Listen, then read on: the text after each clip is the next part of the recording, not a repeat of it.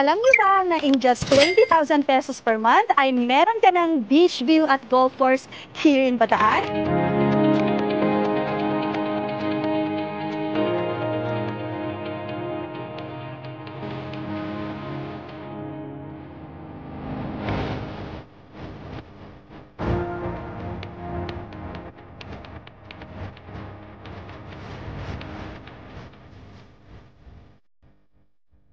Did you know that this is the first subdivision in the Philippines that you can access through land, sea, and air? Yes, you heard it right.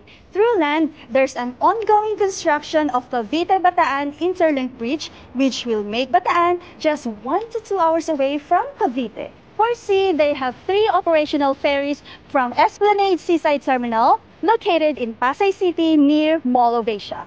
And for air, yes, there's an ongoing construction of their airport that will have flights going to Boracay, Palawan, and even Japan. Sigurado rin ang pagtaas ng value ng property mo dahil sa mga ongoing real estate developments na meron dito.